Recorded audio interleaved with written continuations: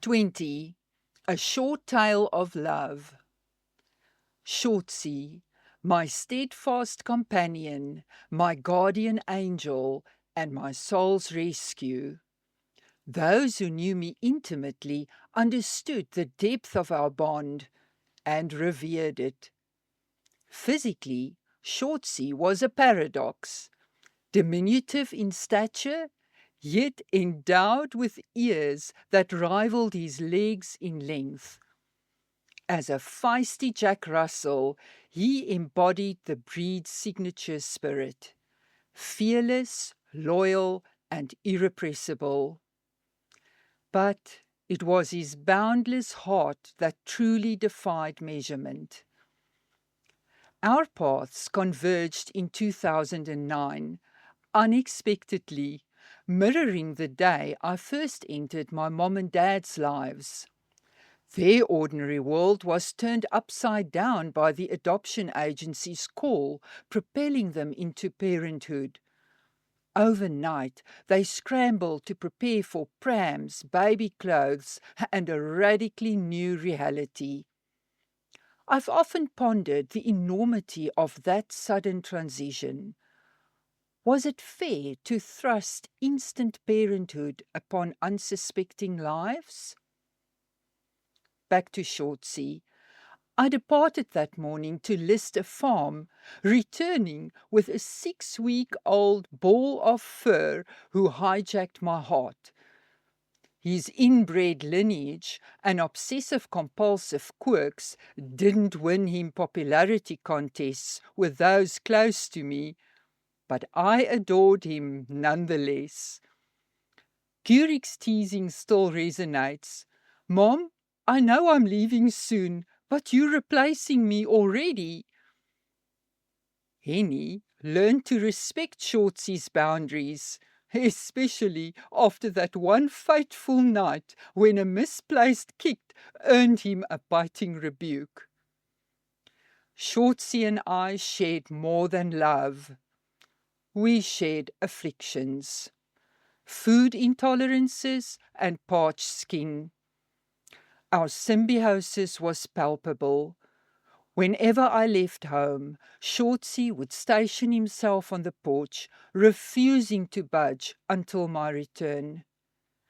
He was my shelter from life's storms, my laughter in darkness.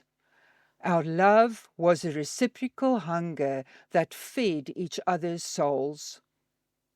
Then, in 2016, just shy of my 50th birthday, Shortsy's liver failed, shattering the very foundations of my existence.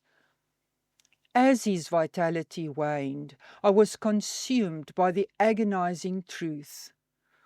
My desperate longing to keep him by my side was prolonging his anguish. The weight of this realization left me reeling. I accompanied Shortsy to the vet for his final goodbye, where euthanasia would release him from suffering. He was so frail that his passing was almost imperceptible. In those precious moments, I held him close, whispering farewell and cherishing every touch. My eyes welled up with tears, but it wasn't until I returned home to an empty gate, once warmed by his eager welcome, that grief's full weight plunged me into darkness. The floodgates of sorrow opened, and I wept uncontrollably. The entire weekend was a blur of unrelenting pain. I was paralyzed by emotion, unable to work, eat, sleep, or speak. Alone with Henny in the house, I felt isolated in my despair, unable to convey its devastating impact. Writing this tribute became my catharsis, my bridge to healing.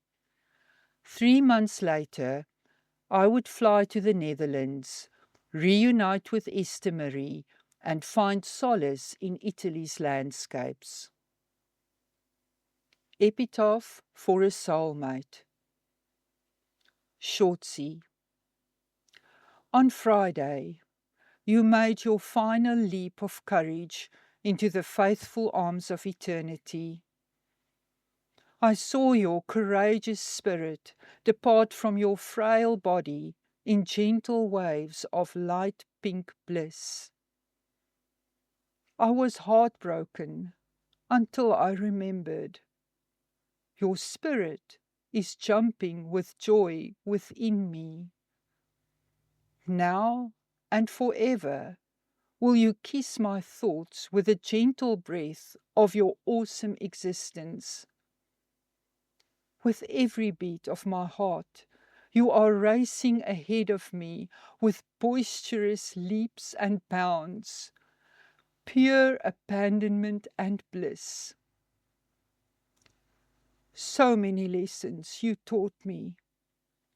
To love unconditionally, to follow faithfully, to lead joyously, to wait patiently, and to appreciate endlessly. Your faithfulness, loyalty, and courage now make more of me. I haven't lost you, for you have found an eternal resting place within every fibre of my being. I treasure this now, because I still see you, feel you, hear you, and love you like I always have. Your paws and my feet, we stride to one beat. Let's go, shorty. The end.